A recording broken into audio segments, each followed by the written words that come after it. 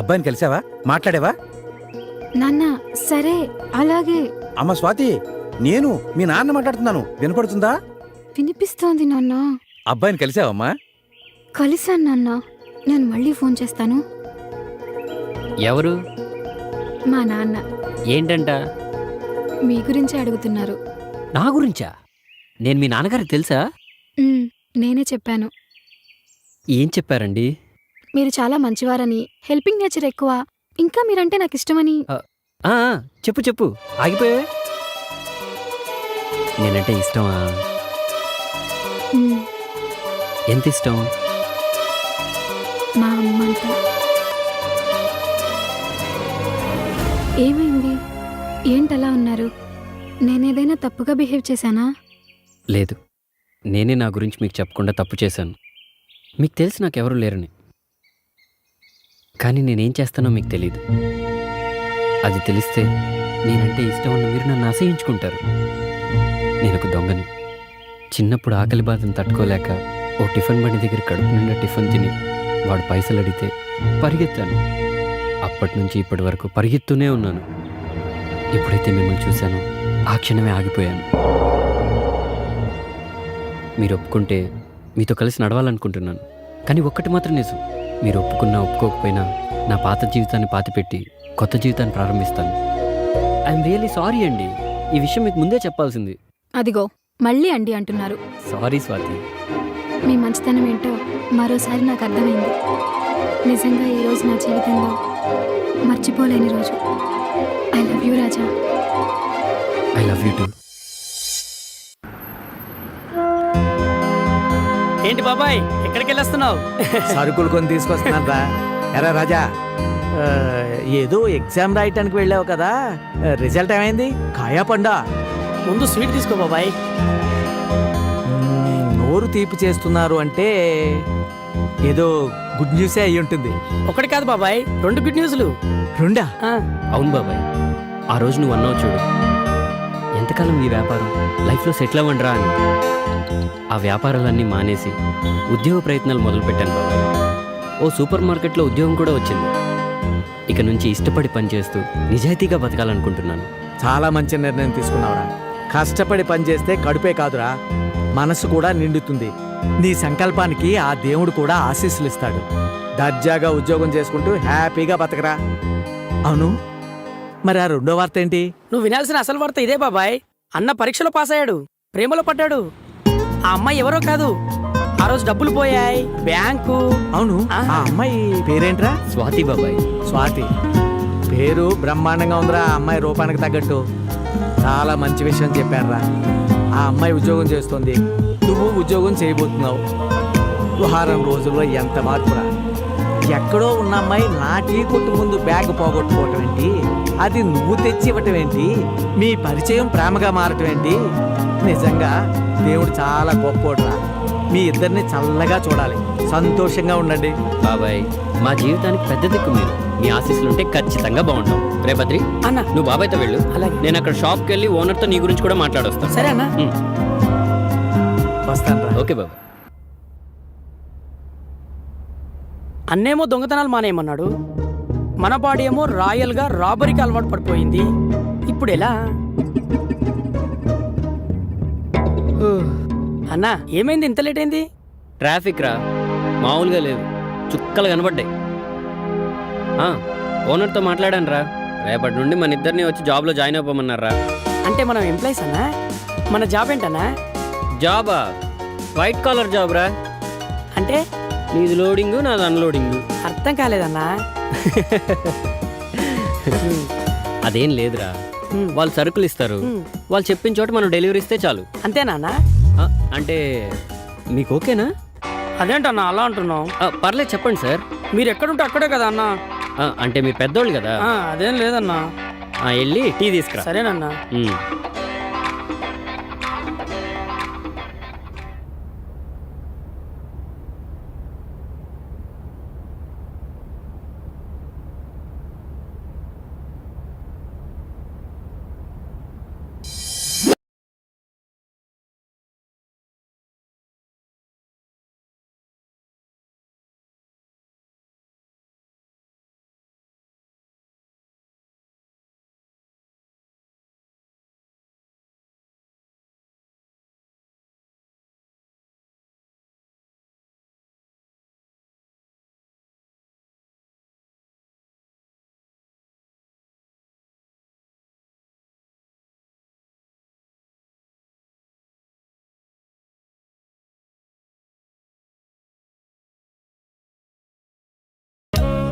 కృష్ణ నీకు ఆ? ఒరే పొట్టి పొట్టడా ఏంటమ్మా? పొట్టి ఎక్కడ సచ్చావురా పొట్టడా నా పేరు చిట్టిపట్టి కాదండి, బైగన్. ఏడ్చేవలే గాని ఒరే ముందు కృష్ణుడికి ఏమైందో చూడరా వెళ్ళు దీంట్లోనే ఫిగర్ అనుకొని ఫీల్ అవుతున్నాడు. చిచ్చి చిచ్చి గోపిక అనుకొని ఫీల్ అవుతున్నట్టున్నాడు. ఆహా. అబ్బో. గోపిక బంగారం లాంటి కళ చెదరు కొట్టా కుదరా ఎదవా. ఏ నాన్న ఏమైంది మంచినీళ్ళు ఏమన్నా కావాలా ఇప్పుడే తెస్తాను అమ్మగారు. నాకు అసలు అలాంటి కళలు ఎందుకు వస్తున్నాయో అర్థం కాలేదు. నేను ప్రేమిస్తున్న నా ఊహా సుందరి గోపికల గురించి ఆలోచిస్తుంటే హాస్టల్లో ఉన్న అమ్మాయిలందరూ నా కల్లోకి ఎందుకు వస్తున్నారో అర్థం కాక నా గోపికని ఎలా కనిపెట్టాలో తెలుసుకోవడం కోసం ఒక జ్యోతిష్యుడి దగ్గరికి వెళ్ళాను.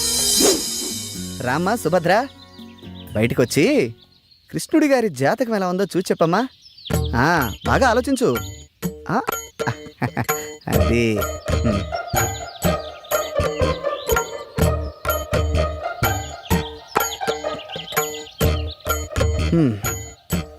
చూడైనా నువ్వు చెప్పిన వివరాలను బట్టి మరియు నీ జీవితాన్ని క్షుణ్ణంగా పరిశీలించిన తర్వాత నీ సమస్యకు ఓ సమాధానం గోచరిస్తోంది. సాధారణంగా స్త్రీలలో మగవారిని ఆకర్షించే గుణాలను బట్టి మన పూర్వీకులు పద్మిని, శంకిని, హస్తిని, సిద్రిని అని 4 జాతులుగా విభజించారు. ఇప్పుడు నువ్వు చెబుతున్నటువంటి ఆధారాలను బట్టి నీ ఊహాసుందరి పద్మిని జాతికి చెందిన స్త్రీలా కనిపిస్తోంది. ఈ జాతి స్త్రీలను గుర్తించడం కొంచెం కష్టమైన పనే. ముఖ్యంగా వారి శరీరం నుంచి మగవారిని సంమోహితుల్ని చేసే ఒక రకమైనటువంటి పరిమళం వెదజల్లుతుంది. అవునా? కాబట్టి నీ కలలోకొచ్చిన ఆ అమ్మాయిలు విడిచిన వస్త్రాలను వాసన చూస్తే నీ ఊహాసుందరెవరో ఇట్టే తెలిసిపోతుంది. సరే. జ్యోతిష్కుడు నాకు చెప్పిన పని చేద్దామని హాస్టల్లో అమ్మాయిల రూమ్లోకి వెళ్ళాను.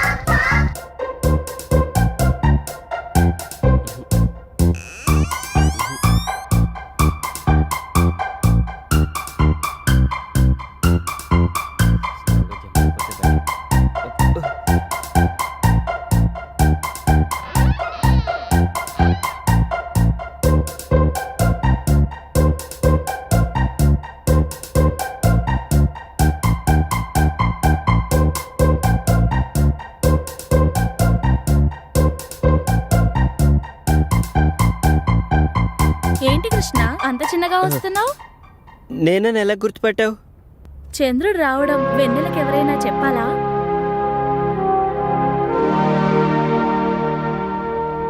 రా కృష్ణ కూర్చో. లేదు, బాత్రూంలో వైరింగ్ ప్రాబ్లం ఉందని కంప్లైంట్ ఇస్తే చూద్దామని వచ్చాను. వస్తా.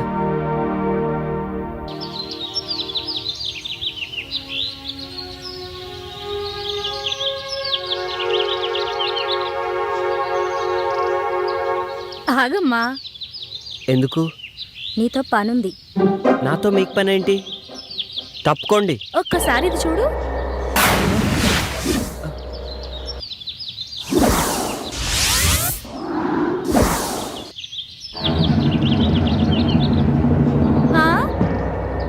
పనేంటో చెప్పండి.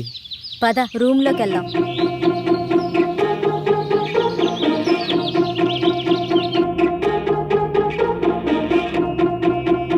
కూర్చో. మేము నిన్ను కొన్ని క్వశ్చన్స్ అడుగుతాం. ప్రతి క్వశ్చన్ కి ఆన్సర్ సరిగ్గా చెప్పకపోతే నువ్వు నీ వంట మీద నుంచి ఒక్కొక్కటి తీసేయాలి. ఆన్సర్ కరెక్ట్ గా చెప్తే మావి ఒక్కొక్కటి తీసేస్తాం. నేను ఆడను. నీకు వేరే చాయిస్ లేదు. సరే, క్వశ్చన్ అడుగు. నా దగ్గర 2 బాల్స్ ఉన్నాయి, అవేంటో చెప్పు. బాల్స్ అంటే నాకు తెలీదు.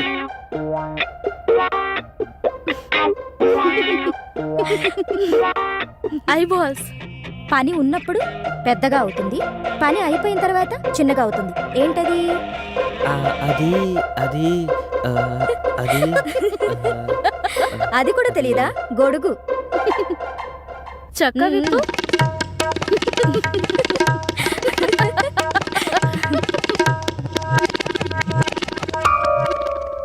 అయితే సరే, ఆడవాళ్ళకి 2 ఉంటాయి, మగవాళ్ళకి 1 ఉంటుంది. అదేంటో చెప్పు.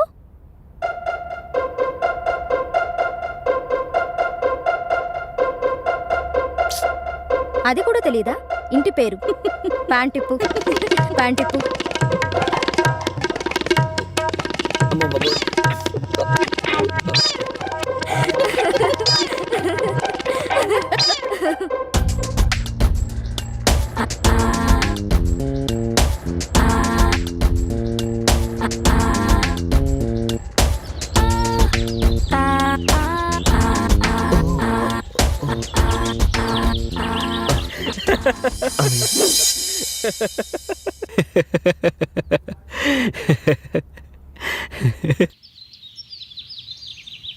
ఎక్కడికమ్మా ప్రొద్దునే బయలుదేరావు?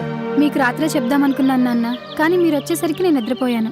పొద్దున్నే లేచి చూస్తే మీరు లేరు. మాధవరావు ఏదో పనుందని ఫోన్ చేస్తే వెళ్ళొస్తున్నానమ్మా. ఏంటి విషయం?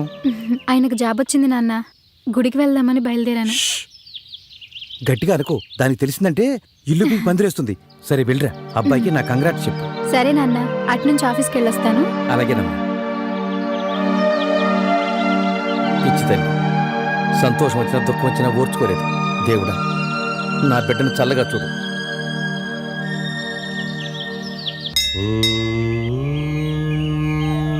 నమస్కారం అండి. రామ్మా కూర్చో. నిన్న సాయంత్రం అనుకుంటా ఎందుకో నువ్వు గుర్తొచ్చావు.